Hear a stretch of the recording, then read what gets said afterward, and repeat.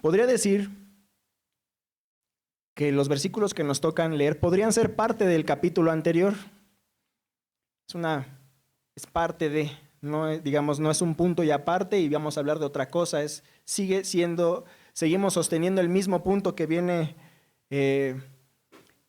describiendo el autor. Si ustedes recuerdan, en las semanas pasadas hemos estado viendo a los héroes de la fe. Hemos estado viendo datos históricos de ellos sobre sus vidas. ¿Qué fue lo que hizo que fueran memorables? Cosas que hicieron, cosas por las cuales su fe se les puede describir como héroes por la fe que tenían. Así que síganme con su vista.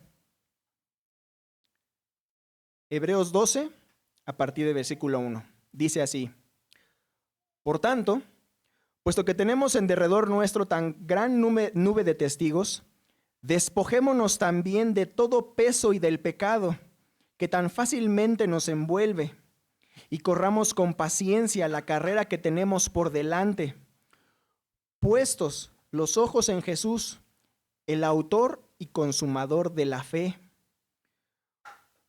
por quien por el gozo puesto delante de él, soportó la cruz, despreciando la vergüenza, y se ha sentado a la diestra del trono de Dios. Consideren, pues, a aquel que soportó tal hostilidad de los pecadores contra él mismo, para que no se cansen ni se desanimen en su corazón, porque todavía en su lucha contra el pecado, ustedes no han resistido hasta el punto de derramar sangre. Vamos a orar, hermanos. Pues, Señor, al leer estas palabras, vemos cómo todo apunta a tu Hijo, Señor. Cada parte de la palabra de Dios, de tu palabra, ha estado apuntando a tu Hijo. Ayúdanos a comprender ese mensaje. Guíanos, Señor, y permítenos, pues también algún día tener una fe que te agrade, para que algún día seamos como tu Hijo, nuestro Señor Jesús. Ponemos este tiempo en tus manos, por Cristo tu Hijo. Amén. Ok, el día de hoy tenemos, ¿cuál sería la enseñanza del día de hoy? Si pueden pasar a la siguiente. La enseñanza del día, ¿cuál es? Después de todo lo que acabamos de leer. Es hasta cierto punto tratar de reducir todas las palabras en breves enunciados para que nosotros nos los llevemos y los estemos recordando constantemente, pues lo resumíamos en lo siguiente. Quítate tus pecados constantemente, quítalos de tu vida. Número 2, debemos tener una atención total a que toda la fe debe de girar en torno al Señor Jesús. Toda la fe, tanto el concepto de fe como nuestra fe personal, todo debe de girar en torno al Señor Jesús. Y eso es parte de lo que necesitamos, tanto predicarnos a nosotros mismos, como transmitirlo a los demás a través de la palabra, obviamente. Y número 3, la última enseñanza del día es: resiste tu situación de vida como si el Señor Jesús la hubiera vivido o la estuviera experimentando. Vive tu vida como si el Señor Jesús la estuviera viviendo. Así podría resumir la enseñanza del día de hoy. Todos los versículos que acabamos de leer. Ahora bien, pues tratemos de ocupar unos cuantos minutos en meditar cómo podemos llegar nosotros a estas conclusiones. La siguiente, por favor. Vamos a introducir. ¿Cuál sería nuestra introducción? Primero necesitamos entender que hay una metáfora en nuestro texto. No sé si a todos les gustan las metáforas cuando estamos tratando de comunicar una idea, pero bíblicamente hay muchas figuras que se ocupan a lo largo de toda la Escritura. Y así como existe, por ejemplo, la jerga de los abogados, la jerga de los médicos, cada persona en cada profesión o en cada oficio, pues tenemos un grupo de ideas o de palabras que ocupamos para describir lo que hacemos y las razones por las cuales se deben de hacer de una u otra forma. Y así como todas esas profesiones y oficios tienen sus propias palabras, su propia jerga, muchas de ellas a veces no las conocemos, también el cristiano tiene el deber de dominar su propia jerga, es decir, nosotros como creyentes. Y esas son, pues, aprender cuáles fueron las figuras que se ocuparon, cuáles fueron esos ejemplos, y de alguna manera necesitamos dominarlos para poder transmitirlos también y predicarnos a nosotros mismos. En este caso es la metáfora de la carrera. O también puede ser la metáfora de la lucha, de la batalla, de la guerra, en fin. Hay muchas maneras en las que podríamos describirlo. Y esta metáfora, hermanos, no solamente se ha ocupado aquí, en los textos bíblicos. Sabemos también que Pablo, el apóstol, ocupó esta figura de la carrera para describirse a sí mismo en dos ocasiones distintas. No sabemos exactamente quién, como ya nos lo han explicado, no sabemos quién fue exactamente el autor de esta carta a los hebreos, pero sí sabemos algo. Si fuera un conocido de Pablo o un amigo de Pablo, o fueran dos personas completamente distintas que nunca se hubieran conocido, que hubiera sido eso todavía más hermoso, ambos habrían llegado a las mismas conclusiones. Creo que uno de los experimentos más hermosos que podríamos encontrar en el mundo es que dos personas que no se conocen en el mundo y que leen las escrituras de manera separada pudieran llegar a las mismas conclusiones. Es muy difícil hacer un experimento de esta naturaleza porque realmente hay muy pocas personas que tengan, pues, que estén completamente aisladas, que no tengan conexión de ninguna manera con nadie en el mundo, de tal manera que pudiéramos hacer ese experimento. Simplemente ese experimento pues no es tan posible. Por eso en el mundo encontramos diferentes personas, diferentes creencias, diferentes culturas, pero es fácil comunicar porque, bueno, quizá no es fácil comunicar, pero es posible comunicar las ideas.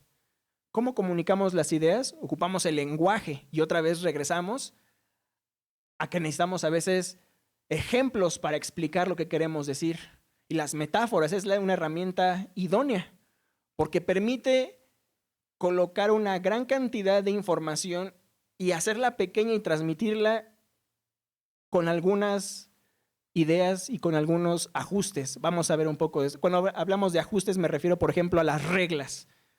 Por ejemplo, estamos hablando de la metáfora de la carrera. ¿Qué tienen todas las carreras en común? Tienen un principio y un final. Las carreras tienen reglas. Y nosotros podríamos definir a veces una carrera como un juego, como un deporte. Muchas veces las metáforas a veces sentimos que no nos acomodan, que no nos queda como un saco, como una prenda. ¿Por qué? Porque decimos, bueno, yo ni siquiera me dedico a eso. Yo no soy por ejemplo, en este caso, yo no soy deportista. A mí ni me gusta la guerra. ¿Sí? Pero ahí está.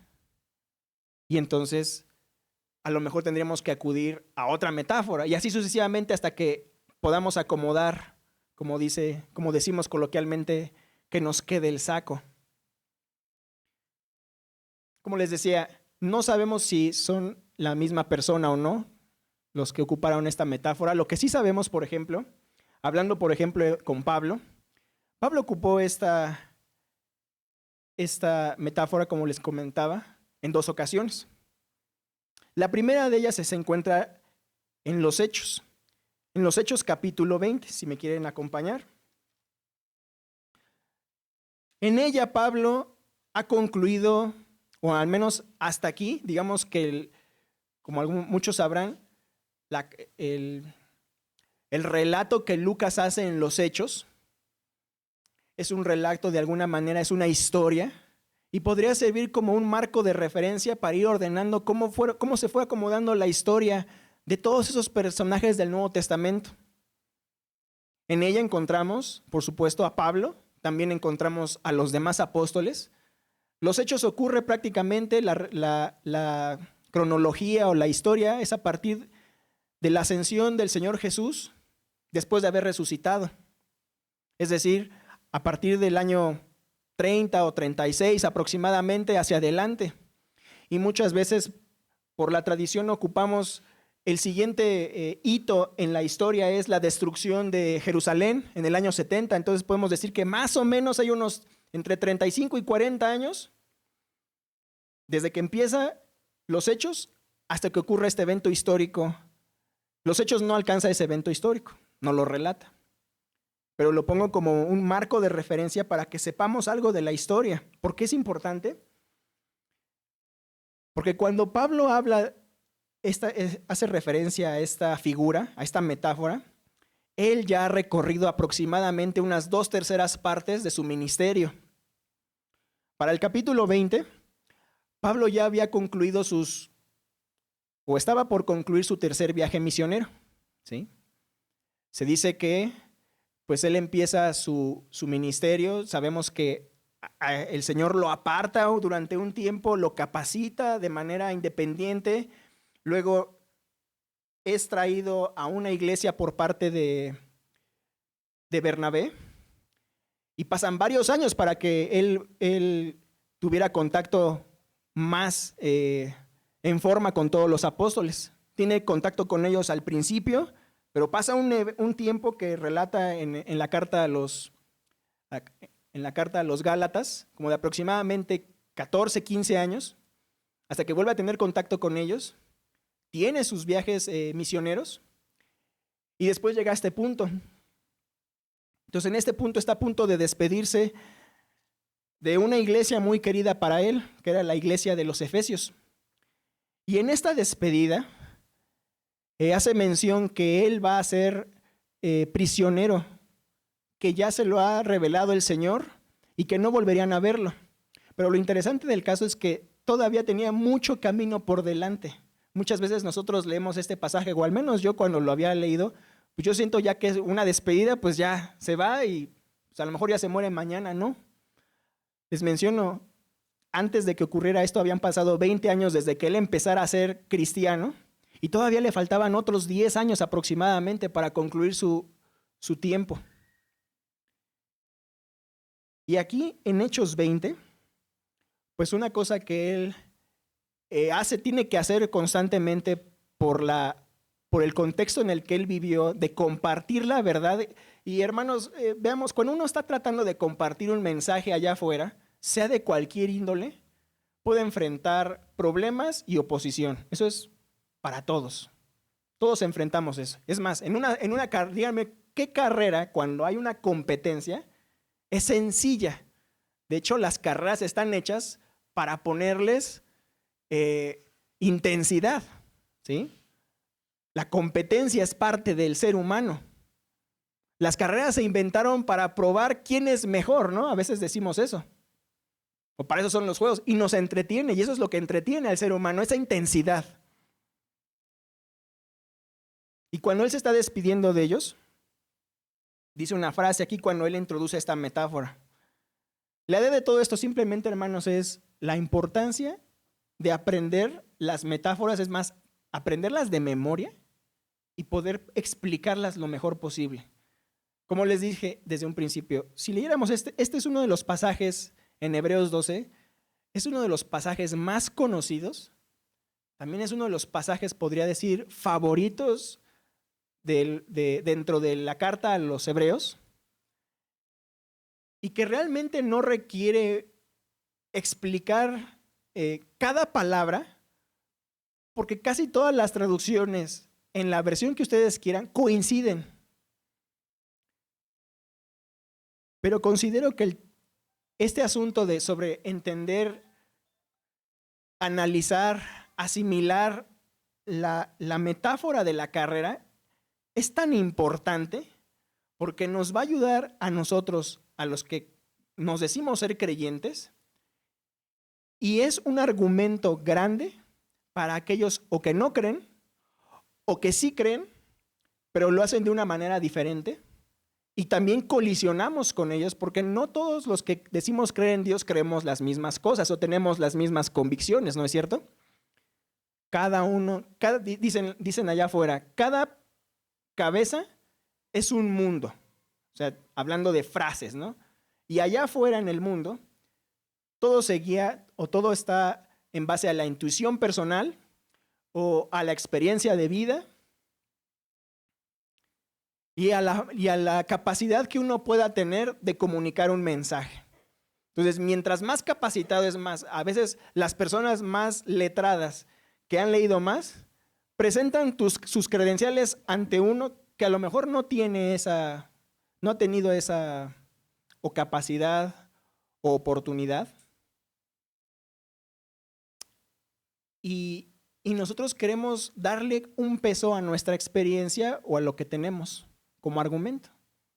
Y eso es en todos lados, hermano. Y de hecho el cristiano, con esta metáfora se va a dar cuenta que también nosotros tenemos que entrarle al ruedo, aunque no nos guste. Y ahorita vamos a ir viendo el porqué.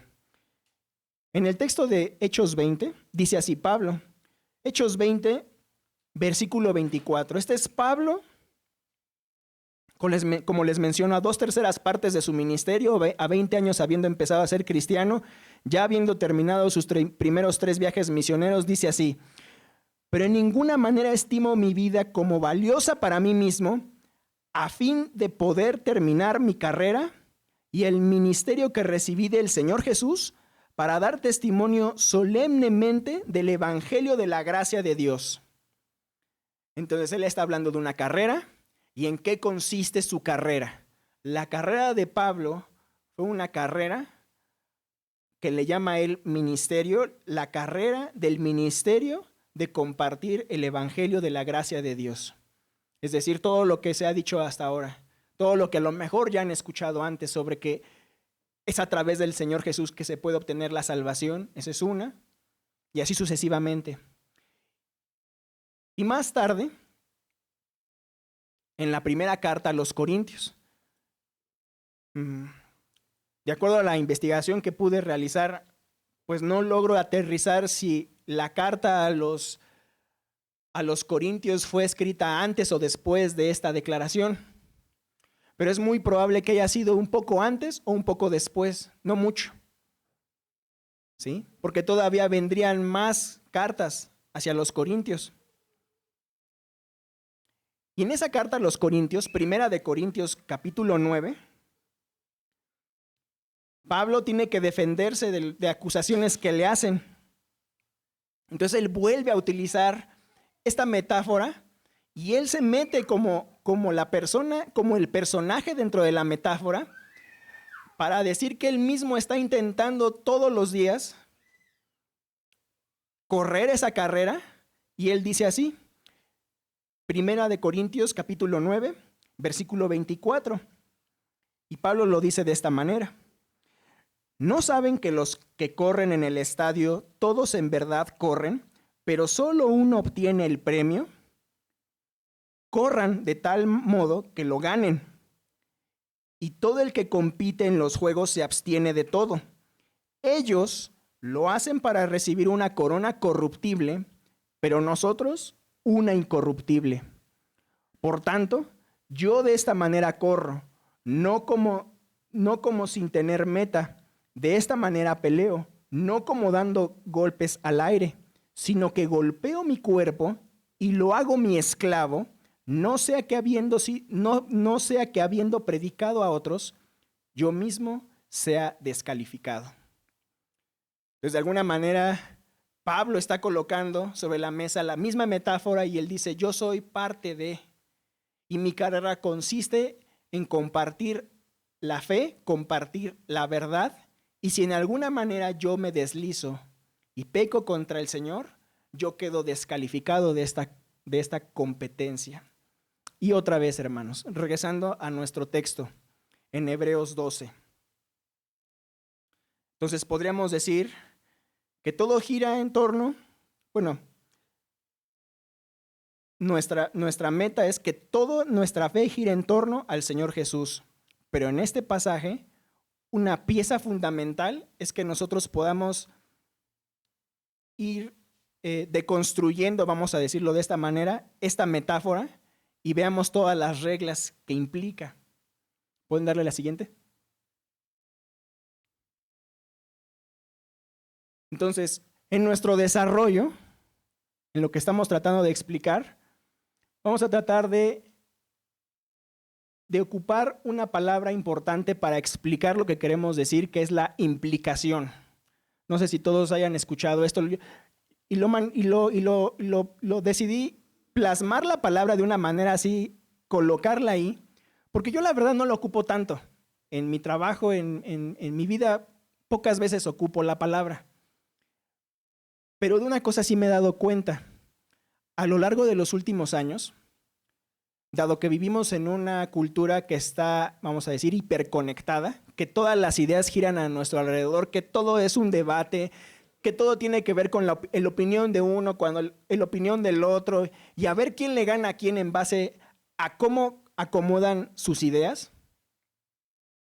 También me he dado cuenta que hay personas que no creyendo en Cristo y queriendo combatir contra Cristo a través de las Escrituras, es decir, agarran la palabra y dicen en su corazón, y muchos lo han declarado: yo voy a encontrar en la palabra, aquí en este libro tuyo, voy a encontrar donde se contradice y te voy a decir por qué Dios no puede, este Dios tuyo no es el Dios real. Es más, Dios no existe. Y empiezan y ocupan todo su conocimiento y aplican todas sus reglas gramaticales, reglas psicológicas, reglas de toda índole, reglas de derecho, jurídicas, etc. Y lo que me ha llamado la atención es que no todos, pero algunos, poco a poco se van persuadiendo de que algo no cuadra con sus propios razonamientos iniciales y empiezan a encontrar situaciones que no cuadran. Entonces ellos empiezan a ver las implicaciones de la fe. Y aquí vamos a definir entonces a qué me refiero con implicación. Entonces una implicación, hermanos, es una afirmación que conlleva a otra sin que la segunda deba ser comunicada explícitamente. Es decir, construimos una idea y a partir de esa idea viene otra y otra y otra, como lo hemos mencionado en algunas otras ocasiones, que todo lo que es la teología es como una cadena y cada eslabón de la cadena es una idea, una que sigue a la otra y así sucesivamente. Número 2, una implicación también es una repercusión o una consecuencia de algo. Y número 3, también una implicación es una contradicción, oposición de los términos entre sí. Y uno podría decir, eso no es cierto porque pues no se supone que la derecha pelea contra la izquierda y uno de los dos debe tener razón. Digo, hablando de izquierda y derecha, como políticamente se suele hablar. Y cada uno cuando escucha esas palabras le empieza a girar su mente y empiezan a poner ideas en su cabeza. Esta idea se contrapone a esta y así sucesivamente, ¿no? Pues en la palabra de Dios también hay implicaciones. La doctrina de nuestro Señor Jesucristo tiene implicaciones muy serias. Por ejemplo, ¿cuáles podrían ser ejemplos de ella? Vamos a estar nosotros analizando algunos textos. Tengan ahí a la mano Isaías 63 y Juan capítulo 7 y 8, sobre todo el 8. Entonces ya sabemos que vamos a tratar de explicar esta metáfora en base a sus implicaciones. La siguiente, por favor. Entonces, ¿cuáles son las implicaciones de la metáfora de la carrera? Número 1, hermanos, los testigos. En nuestro pasaje en Hebreos, fíjense que algo muy interesante es que nuestro pasaje empieza con dos ideas que engloban la siguiente idea. Por ejemplo, empieza por tanto, así empieza nuestro texto y por eso les mencionaba que este texto forma parte de lo que ya se había leído antes. Y no vamos ahorita a leerlo, les dejaría que tengan a bien, si quieren contextualizar más lo que estamos explicando ahorita, lean el capítulo inmediato anterior. Entonces por tanto es una conexión entre la idea de lo que ya se ha venido exponiendo con todo lo que viene después. Y ahora dice, puesto que. Entonces puesto que primero nos da una respuesta de dos ideas consecutivas que vienen después. Ahora, para no enredarnos tanto, el por tanto, puesto que, son dos paréntesis. No sé si a algunos les gustan las matemáticas, que nos decía el profesor, miren, primero si quieren resolver una suma, pónganle un paréntesis aquí, resuelvan la suma y luego resuelvan lo demás. Y así, de manera ordenada, vamos resolviendo la fórmula matemática. Pues igual aquí, hermanos. La idea de estas palabras es conectar ideas. Entonces, ¿dónde entran los testigos como una implicación? Nuestro texto nos dice que tenemos una gran nube de testigos. Y muchas personas han dicho que esos testigos pueden ser las personas muertas o las personas que nos ven desde el cielo, pueden ser las personas que están a nuestro alrededor y que nos están checando todo el tiempo. Pero el texto como que va un poco más allá de esas dos ideas. Los testigos, hermanos, son precisamente las personas de las que se han hablado a lo largo de la carta. Es decir, en algún momento todos estaremos delante de Dios.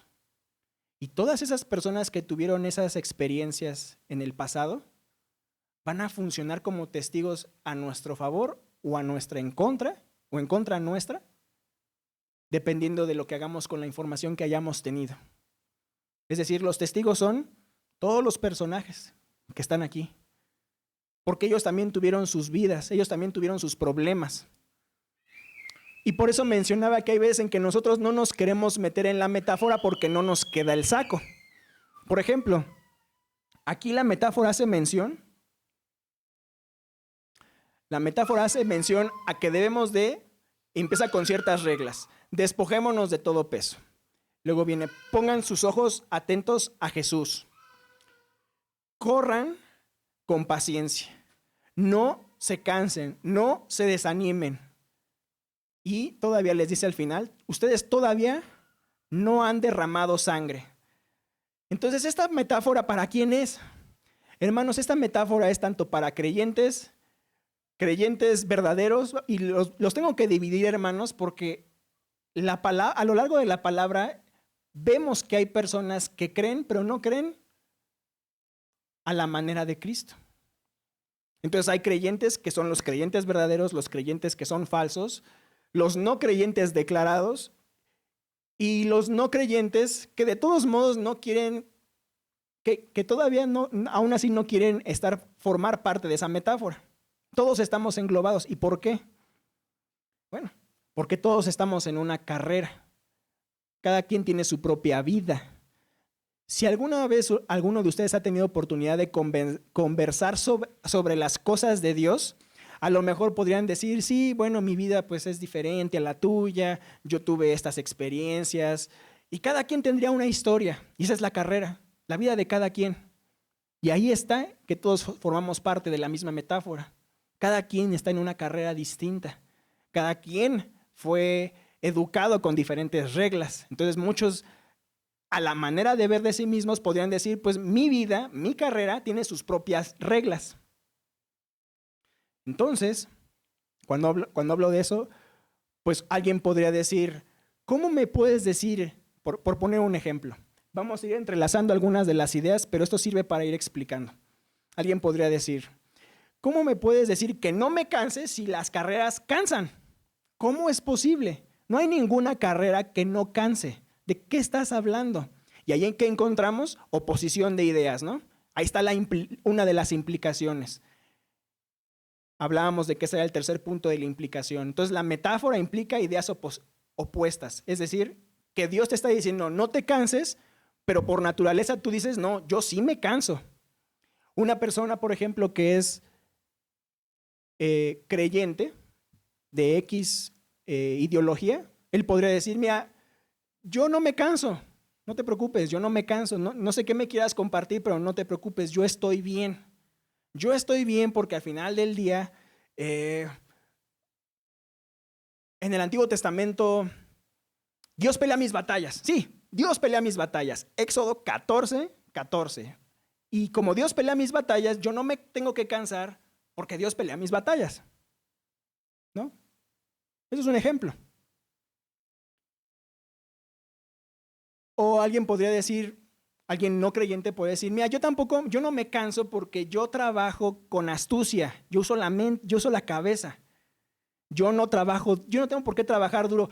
A ti que te gusta esto de la fe y estarte complicando las cosas, hay que trabajar con astucia, hay que hacer las cosas con astucia y no es necesario trabajar fuerte, así como ese al final de tu pasaje que dice que tú no has sufrido hasta la sangre. Yo trabajo con la mente. ¿Se dan cuenta? ¿Cómo podemos ir sacando implicaciones, jalando el hilo, hermanos, jalando el hilo poco a poco en nuestro pasaje? Entonces ahora la primera implicación, los testigos son pues las personas que ya atravesaron pues su propia carrera. Nosotros en este caso somos el jurado. O díganme, ¿en qué juicio el jurado forma parte del evento que se está analizando? Es decir, si hubo un homicidio, ¿cuándo el jurado formó parte del evento? ¿Cuándo? Muchas veces la gente no quiere reconocer la palabra de Dios porque dicen que es vieja, que es anticuada, que fue en el pasado, que no hay forma de comprobar todo lo que dice. En especial los milagros. Fíjense muy bien, en especial los milagros. O sea, la gente quiere evidencias y si no las tiene, queda descartado. Pero en cualquier juicio, hermanos, las evidencias siempre son limitadas, porque no puedes ver la película completa. Entonces, todos, querramos o no, en nuestra vida, aplicamos una dosis de fe, nos guste o no. ¿Y por qué menciono la fe? Porque sí, la fe es una de las implicaciones más grandes de nuestra metáfora y de la vida en sí. Por eso nuestro pasaje dice: pongan sus ojos en Jesús, autor y consumador de la fe. Entonces, si en las semanas anteriores, cuando nos daban razones por las cuales a una persona se le podía considerar como un héroe de la fe, estaba el ambiente, su contexto de vida, lo que él hizo, y eso que él hizo se le consideraba como un héroe. Y ojo, porque aquí podríamos caer en otra de esas implicaciones que nos muestran una oposición de ideas. Por ejemplo, la eterna batalla entre que si la salvación es por fe o por obras. Y ahí tienes a un grupo de personas, tanto creyentes como no creyentes, opinando al respecto. No, es que si no haces obras, no vas a poder agradar a Dios. Y luego están los cristianos y dicen, no necesitas obras, sino solamente creer. ¿Y cuál es el ejemplo predilecto para esas personas que somos creyentes? El padre Abraham. Acompáñenme, por favor. Romanos capítulo 4. Romanos capítulo 4. Y en Romanos capítulo 4 se nos muestra este ejemplo acerca de Abraham. Y fíjense muy bien. Una vez más, sigamos teniendo en mente nuestra metáfora que habla de una carrera en donde está el autor diciendo, no te canses, no te desanimes. ¿Sabes qué? Todavía no has sudado la última gota y de sangre. Vamos a ver a Abraham. Romanos 4, versículo 18. De Abraham se dice lo siguiente. Dice, Abraham creyó en esperanza contra esperanza, a fin de llegar a ser padre de muchas naciones, conforme a lo que se había dicho. Así será tu descendencia. Y aquí dice algo interesante. Y sin debilitarse en la fe, contempló su propio cuerpo, que estaba ya como muerto, puesto que tenía como 100 años, y también la esterilidad de la matriz de Sara.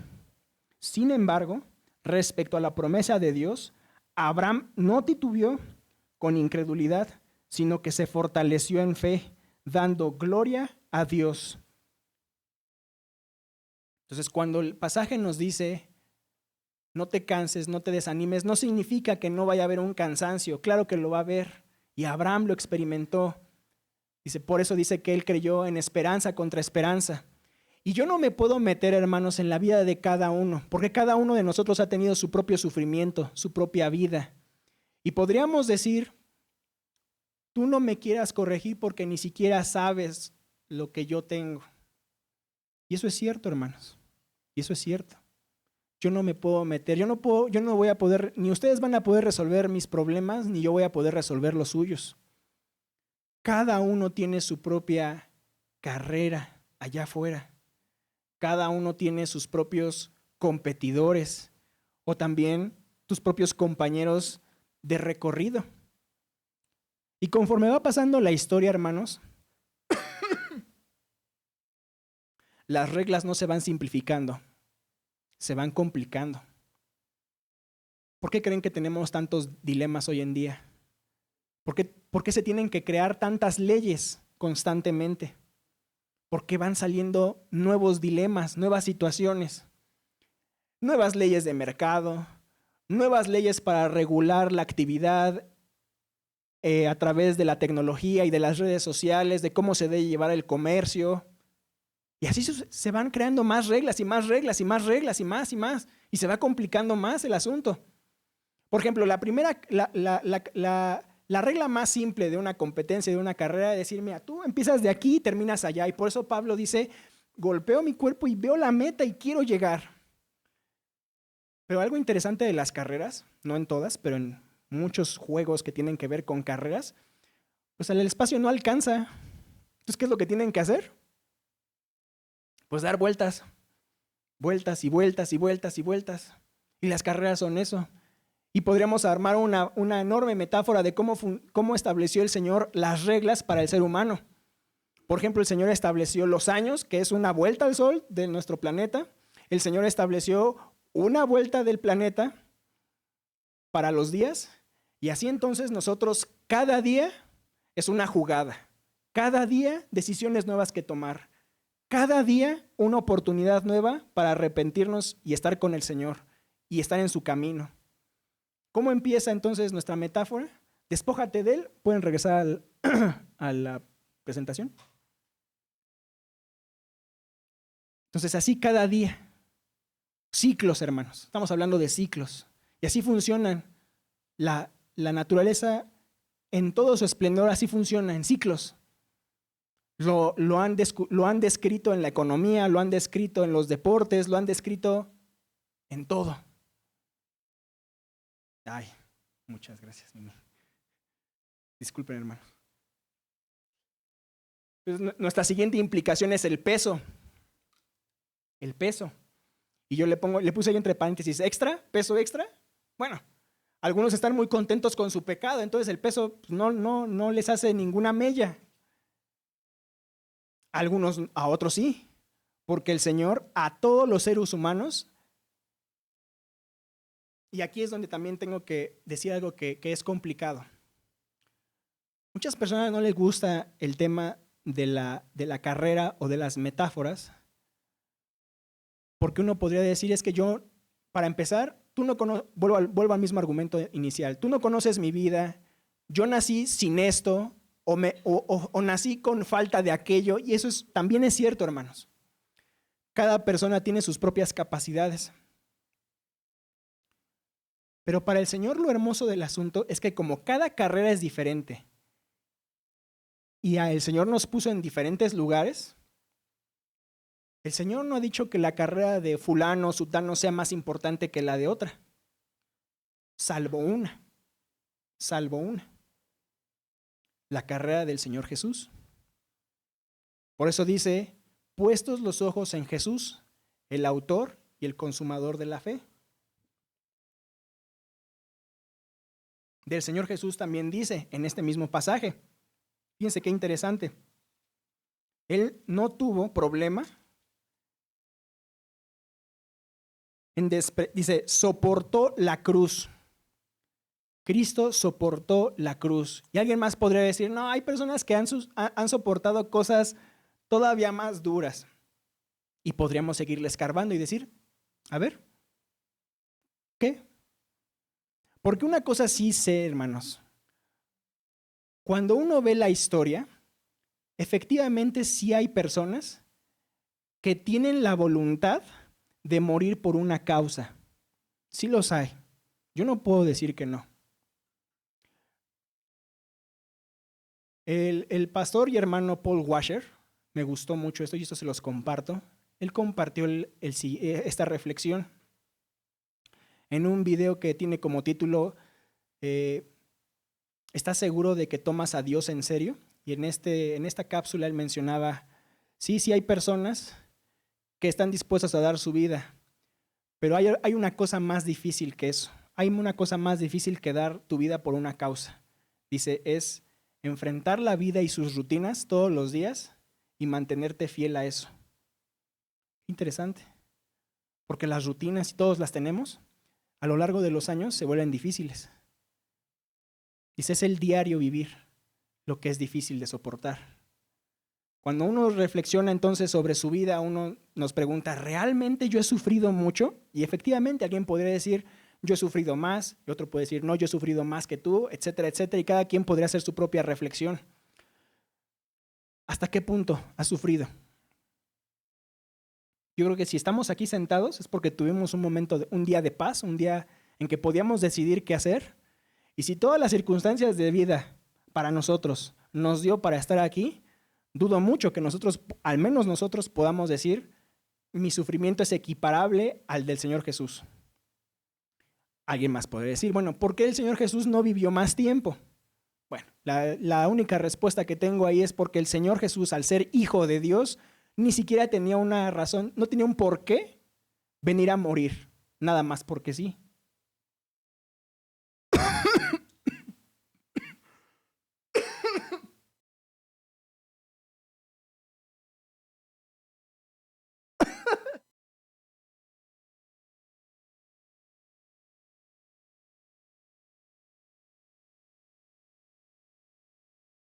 Me vale terminar pronto.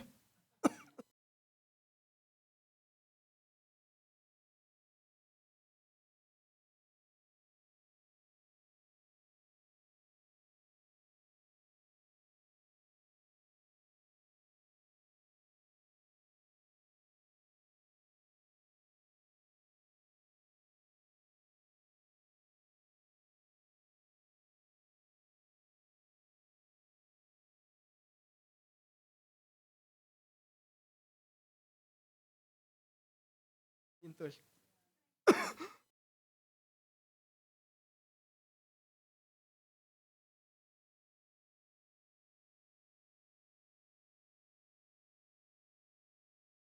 por eso puse entre paréntesis la duración.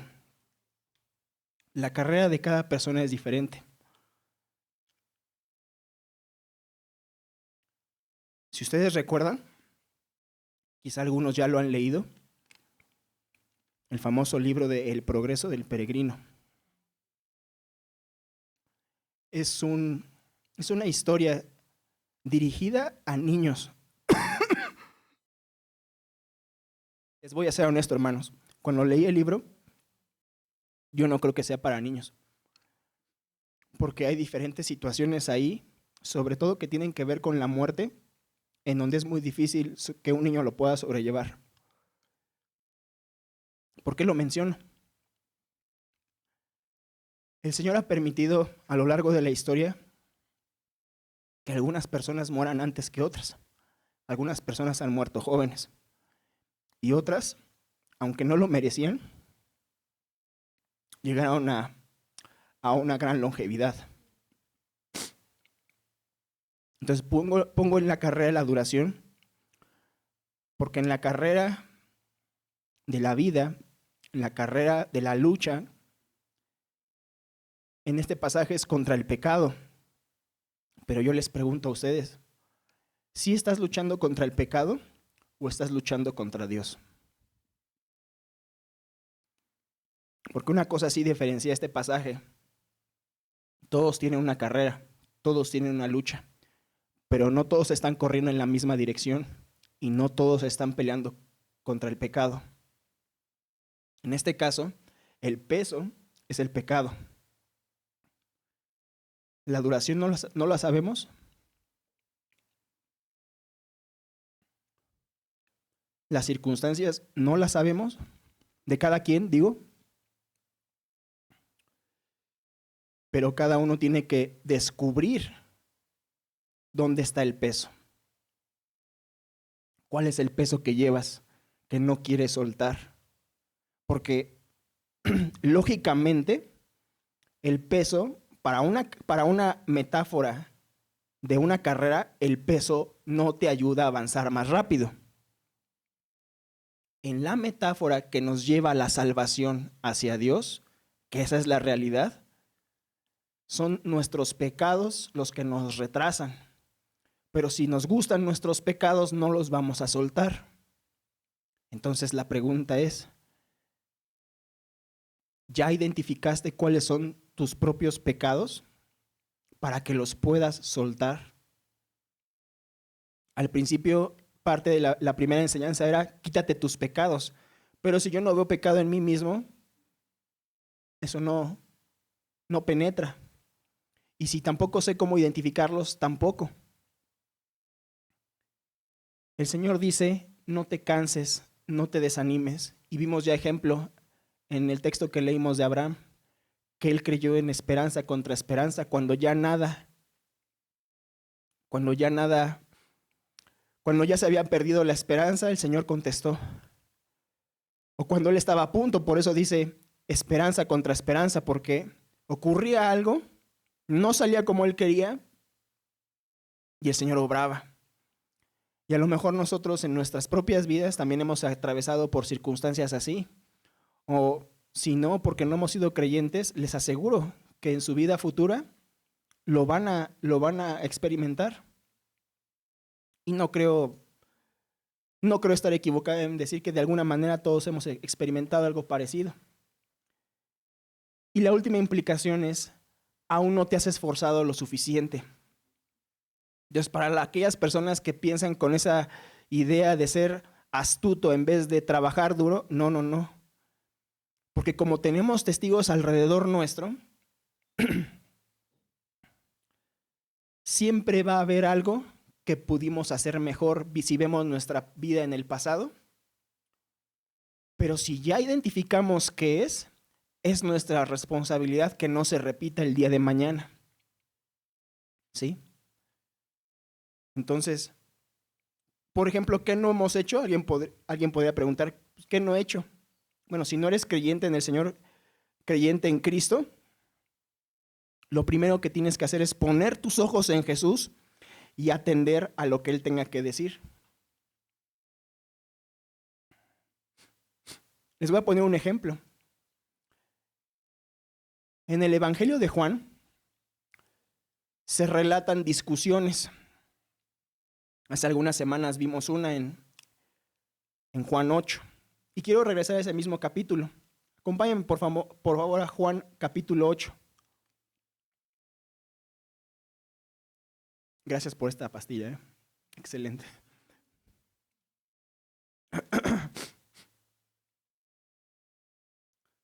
La discusión que el Señor siempre tuvo discusiones con los fariseos. Pero realmente esa discusión se podría extrapolar a nuestros tiempos sin importar cuál sea nuestro propio contexto o nuestro propio antecedente. Siempre va a haber una persona sabia en algún lugar que crea que ya tiene todo descubierto, que lo tiene todo bien ordenado, identificado en su mente. Y viene alguien como el Señor Jesús a mover el tapete y cambiar todo y poner las reglas de cabeza. Y si algo hacía el Señor Jesús era, no que yo me refiera a que Él sabía dónde darles en donde les duele para acabar con ellos, no, sino poner de manifiesto lo que había realmente en el corazón de ellos. Nosotros como creyentes debemos aprender esa destreza. Aprender a explicar lo que el Señor nos manda, como en este caso esta metáfora. Por ejemplo, una cosa que el Señor Jesús les decía a ellos es lo siguiente. Evangelio de Juan, capítulo 8, versículo 42. Hay una discusión, en el contexto hay una discusión en el que el Señor Jesús ya reveló su identidad, ya les dijo, si no textualmente, en ese momento ya se los había dicho antes, pero ya había hecho milagros, ya había demostrado poder, ya les había revelado su verdadera identidad, que Él era aquel Mesías esperado por el pueblo y que Dios mismo era su Padre. Y ellos, al escuchar esto, se enorgullecieron y por quebrantar pinceladas de la ley, si ustedes recuerdan, una de las cosas por las cuales lo criticaron fue por sanar a una persona en el sábado, en el día de reposo. Entonces, por infringir la ley demandaba matar a la persona. Y el Señor Jesús les contesta, es que no solamente es una parte de la ley, es toda la ley de manera integral. Él les dice, cuando una persona nace y la van a circuncidar, no hay problema de circuncidarla el día sábado porque también estás cumpliendo la ley. A esto, hermanos, les llamo el principio de superposición. Es decir, que hay un montón de fuerzas que ocurren en el momento, un montón de circunstancias y se van sobreponiendo una con otra y nos da como resultado en donde nos encontramos. Para los que diseñan aparatos y máquinas, este es un principio de funcionamiento muy importante. Y menciono esto porque ellos querían matarlo y él les dice, ustedes me quieren matar, y ellos dicen, bueno, ¿quién dice que te quiere matar? Porque todavía no lo mataban, o sea, era una discusión como las que tenemos entre nosotros con personas porque no coincidimos en algo. Discutimos, de repente no nos damos cuenta y ya estamos peleando, ¿no? Y eso no fue la excepción con el Señor Jesús. No porque fuera el Señor Jesús no tuvo discusiones, claro que las tuvo. Y para ellos era de enorme peso tenerlas, porque les decía como contexto, si ustedes permanecen en mi palabra, versículo 31, verdaderamente son mis discípulos y conocerán la verdad y la verdad los hará libres. ¿Recuerdan que decíamos que hay personas que están dispuestas a dar su vida por una causa? Muchas personas están dispuestas a dar su vida por la libertad, pero es una libertad solamente física aquí, de disfrutar unos cuantos años. El cristiano ve hacia adelante porque el Señor Jesús dice, pongan sus ojos en Jesús porque Él, en nuestro pasaje, dice, al ver el gozo, fíjense nada más esta razón. Cuando nosotros pensamos, ¿qué sustenta nuestra fe? Yo preguntaba, ¿cuál es la razón más grande que puedo tener para tener fe? ¿Cuál es la razón más importante? Como seres humanos, es la vida eterna. Y el Señor Jesús también lo pensó así. Dice, puesto sus ojos en Jesús porque Él viendo hacia adelante, el gozo que tendría, y déjenme leerlo una vez más para que no lo olvidemos. Autor y consumador de la fe, quien por el gozo puesto delante de Él, ¿cuál? Pues ya, terminar esa parte difícil de su ministerio que era morir por los pecados y pasar a lo que sigue. Por el gozo puesto delante de Él, soportó la cruz, despreciando la vergüenza y se ha sentado a la diestra del trono de Dios. Y recuerden muy bien, hermanos, esto de se sentó a la diestra. Esta es una idea que viene a lo largo de toda esta carta. Recuerdan que en Hebreos al principio dice, y Cristo se sentó a la diestra de Dios. Más adelante en Hebreos 1:13 también repite esto, y esto es una cita, hermanos, una cita del Salmo 110. Permítanme, por favor, leerles ese versículo porque se menciona varias veces, lo han tomado como referencia muchos de los escritores de la palabra de Dios en el Nuevo Testamento. Dice el Señor a mi Señor, siéntate a mi diestra hasta que ponga a tus enemigos por estrado de tus pies. Siéntate a mi diestra. Yo no sé si eso solamente es un comentario así al margen. ¿Recuerdan ustedes cuando el apóstol Juan y su hermano Jacobo se acercan al Señor y le dicen, queremos que nos hagas algo? Y el Señor les responde, ¿qué quieres? Que nos podamos sentar en tu reino, uno a tu derecha y uno a tu izquierda. O sea, querían tener. Y cuando nosotros vemos nuestra propia metáfora de vida y dices, lo que yo quisiera alcanzar sí es la meta, la vida eterna, pero también yo quiero estar en primera fila. ¿O no queremos eso, hermanos? Algunos a lo mejor no somos tan ambiciosos, otros sí somos. Cada quien. Pero ¿cuál fue la respuesta del Señor? Ustedes no saben lo que piden. Y cuando leo este texto Es que porque precisamente el que se estaba sentando a la diestra era el Señor Jesús. A la diestra del Padre. Y a veces, sin querer, queremos usurpar el lugar del Señor en nuestras propias vidas.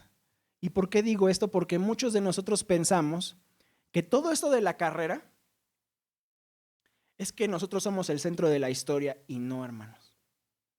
No somos el personaje principal. Somos personajes secundarios al servicio de la voluntad de Dios, nos guste o no nos guste. Podemos tener una mejor perspectiva de esto si creemos en las palabras de este libro. O podemos simplemente ser autores secundarios que el Señor ocupa para su propia voluntad sin darnos cuenta.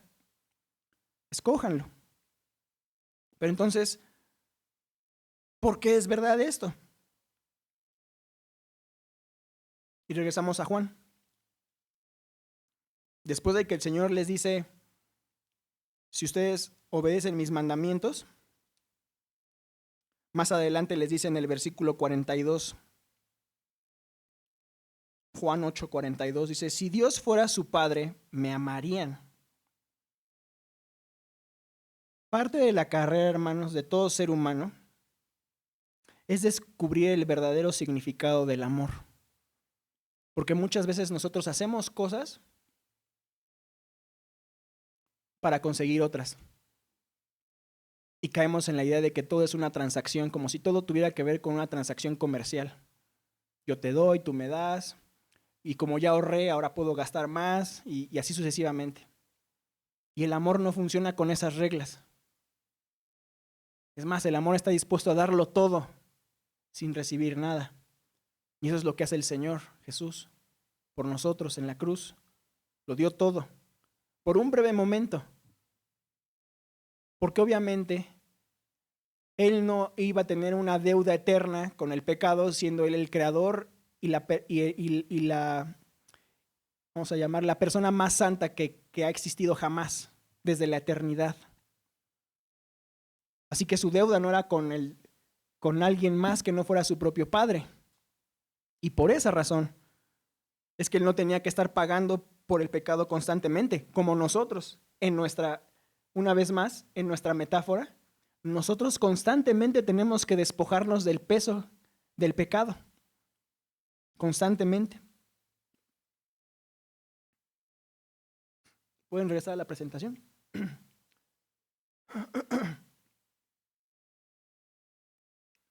Entonces, ya viendo aquí todas las implicaciones, la siguiente, por favor.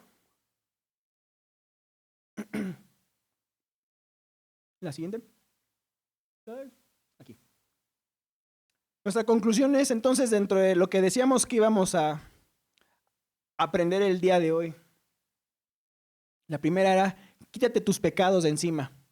Y la pregunta que puede quedar todavía rondando en nuestra cabeza es, ¿cómo me quito el pecado? ¿Cómo me lo quito? Acompáñame por favor a Isaías 63. Vamos a tratar de ir cerrando. Así brevemente, el libro de Isaías es un libro del Antiguo Testamento. Muchos lo han dividido en dos secciones. Tiene 66 capítulos y dividen que está en dos partes. Y hay unos que lo subdividen todavía más, pero para motivos prácticos breves, del capítulo 1 al capítulo 39, se puede decir que es un enfoque un poco más histórico, en donde se relata más el ministerio de Isaías dentro de la historia de los judíos. Y del capítulo 40 en adelante hasta el capítulo 66, se ve una serie de argumentos, podrían llamarse profecías, etcétera, en donde Isaías está explicando cosas que habrían de ocurrir, que se habrían de esperar, y las razones por las cuales ocurrieron ciertas cosas en el pasado. Dentro de ellas se encuentra el personaje como el siervo del Señor, prácticamente el Mesías.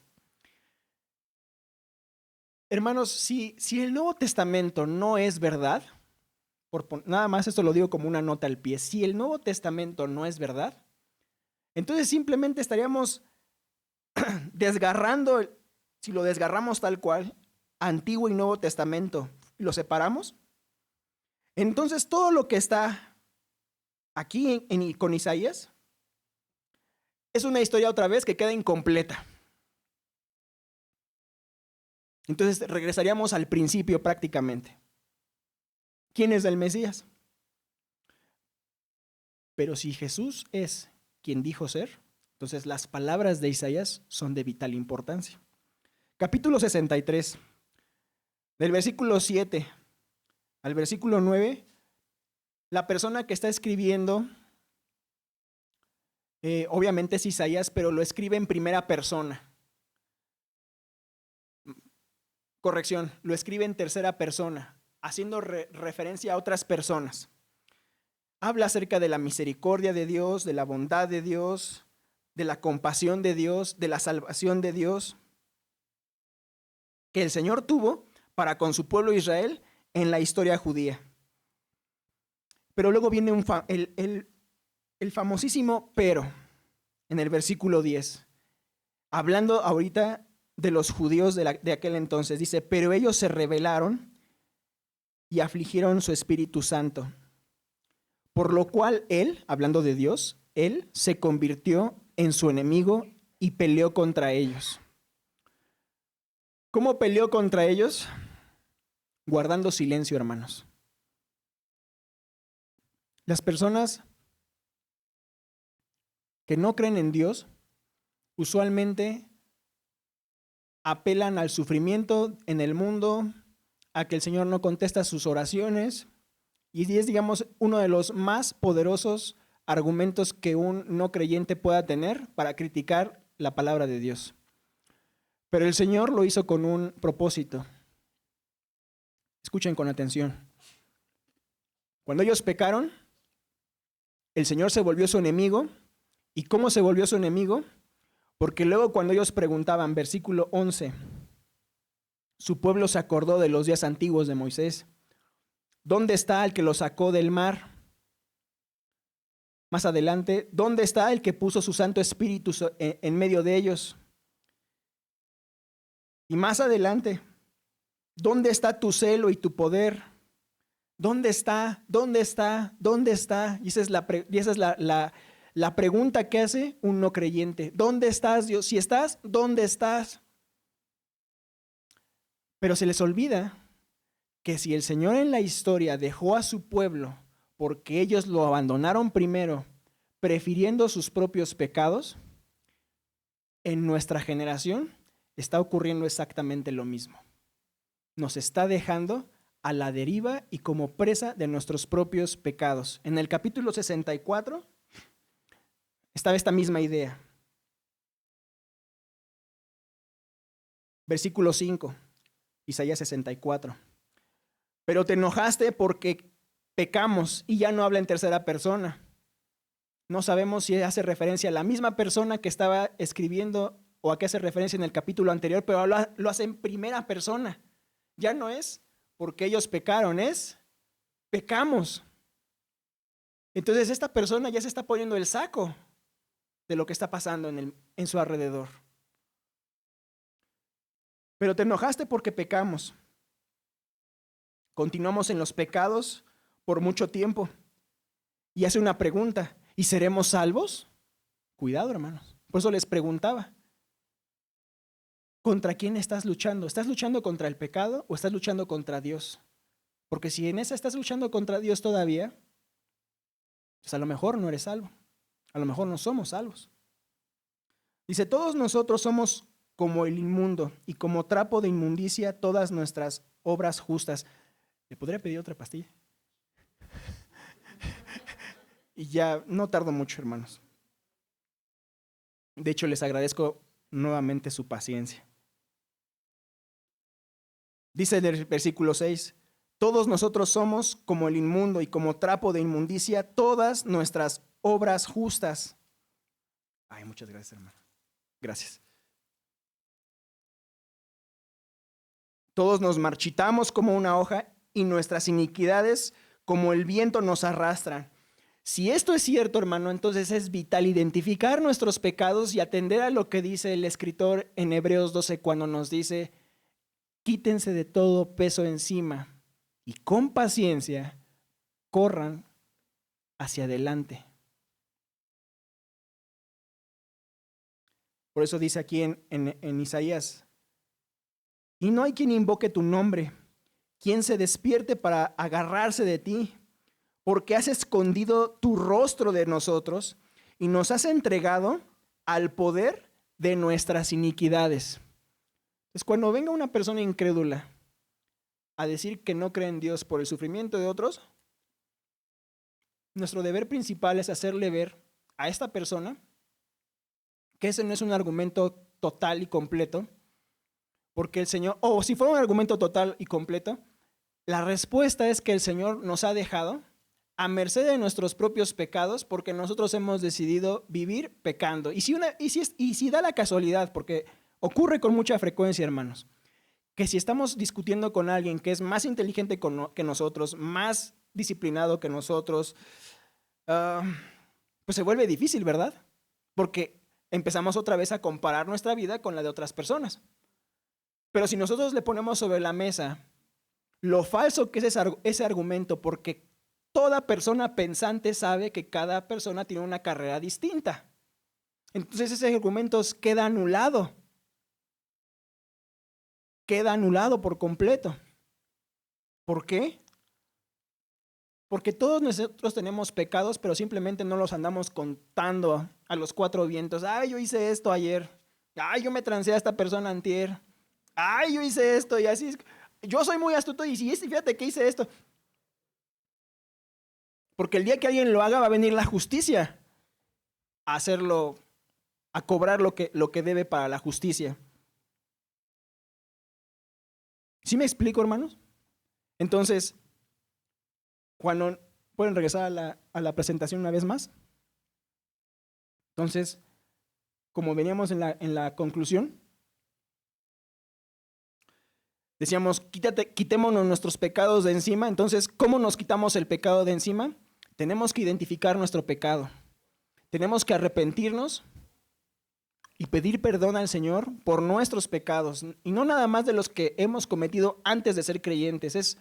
Se va a volver una rutina, así como hablábamos de que en las competencias hay ciclos, días, capítulos, etc. Constantemente tenemos que dar cuentas al Señor. Constantemente tenemos que pedir perdón al Señor. Entonces tenemos que pedir perdón al Señor, pedir perdón a aquellos a quienes hayamos lastimado o contra quienes hayamos pecado. Y nosotros también tenemos que perdonar a los que hayan pecado contra nosotros. ¿Pueden regresar a la presentación? Y disculpen esto de la que ando mencionando mucho de la presentación, es la primera vez que la traigo y la verdad sí estoy me cuesta un poco de trabajo. El Señor Jesús es el dueño de mi fe. Mencionábamos que si toda nuestra fe, como la enseñanza, debe de girar en torno al Señor Jesús, y si el Señor Jesús nos dijo, o les decía a los fariseos, ahí en Juan 8, si ustedes fueran hijos de Dios, ¿me amarían? Entonces, si nosotros queremos absorber las verdades del Señor, poco a poco sí tenemos que prestar oído de tal manera que poco a poco vayamos amando más al Señor hasta que seamos sus hijos. Yo no puedo decir, yo no sé en qué día fui concebido, hermanos, no sé si ustedes se acuerdan, pero más o menos, hablando de la conversión cristiana, más o menos es lo mismo. No sabemos en qué momento el Señor pone esa primera semillita de fe que hace que tomemos decisiones. Pero obviamente primero es la fe. Es el momento en el que nos cae el 20 y empezamos a obrar de manera correcta. Y poco a poco obramos y tenemos fe. Obramos y tenemos más fe. Y así sucesivamente. Y obviamente, como les mencionaba, esto es una implicación que va a ser permanente, porque no vamos a dejar de aprender hasta que el Señor nos llame. En esa historia de el progreso del peregrino, el personaje que muere, ¿les doy el spoiler o? Tiene como nombre Fiel. A veces son los fieles los que mueren primero, hermanos. Y a todos los que no somos fieles o no somos tan fieles, no quiero de plano decir, no eres fiel para nada, pero los que todavía estamos, nos acordamos de ellos y decimos, no lo merecía. Y así también ese personaje, ese centurión estuvo delante de la cruz cuando había muerto Jesús y volteó arriba y lo vio y dijo, verdaderamente este hombre era hijo de Dios. Verdaderamente este hombre no era de nuestro mundo. Y para nosotros como consuelo están las palabras del Señor Jesús. Juan 8, versículo 29. Y aquel que me envió está conmigo, no me ha dejado solo, porque yo siempre hago lo que le agrada. Entonces, el Señor Jesús nunca estuvo solo. Quizá estuvo solo en la cruz cuando el Señor lo abandonó para que derramara la sangre y terminara ese episodio de que tenía que ocurrir si lo que quería era completar la compra de aquellos que Él había destinado a salvar. Por eso en el pasaje de nuestra lectura bíblica menciona al final, ¿para quiénes es la salvación? Para tantos como el Señor llame. Ahí en Hechos capítulo 2. Para tantos como el Señor llame. ¿Nos corresponde a nosotros decidirlo? No. Nos corresponde a nosotros ser como Pablo, decir, yo quiero más. Yo quiero ser más salvo, más santo, perdón. Quiero hacer mejor las cosas. Ya no quiero pecar contra el Señor. Y si el Señor permite que alguien se convierta por mi testimonio, qué mejor. Pero al final del día sería obra ¿de quién? De Jesús, porque Él es el autor y el consumador de la fe. Y número 3, mi vida, por difícil o sencilla que parezca, es importante para Dios, para el Dios de la Biblia. Y por eso les mencionaba, no nos ha dejado solos el Señor, hermano. ¿Qué les parece si oramos? Pues Señor, gracias por este tiempo. Ayúdanos, Señor, primero a tener la audacia de tomar este libro y leerlo más seguido. Te agradezco por los que hoy pues, llevaron este pequeño regalo, esta pequeña victoria, Señor, en el que cada uno puso de su tiempo. Nada más me pongo a pensar cuántas horas invirtieron aquí, horas hombre, horas mujer, para tener esta lectura. Y sabemos que no ha sido en vano, Señor. Sabemos que si no hemos invertido en otra cosa es porque estamos invirtiendo o el deseo es invertir en la eternidad. Te ruego que así sea para todos los aquí presentes, Señor, que nos sigas instruyendo para que sepamos cómo invertir en la vida eterna y también que sepamos cómo administrarnos en la vida presente, Señor. Así que te rogamos que nos ayudes a despojarnos de nuestros pecados, aunque tengamos que hacerlo al principio constantemente, para que algún día nos parezcamos más a tu Hijo, Señor.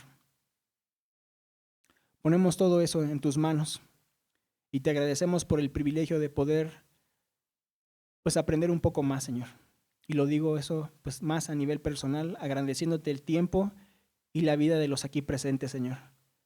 Te ruego por los que no están y te rogamos por los hermanos de otras iglesias, Señor, que les acompañes y les bendigas también en su día a día. Por Cristo tu Hijo te agradecemos. Amén. Gracias, hermanos.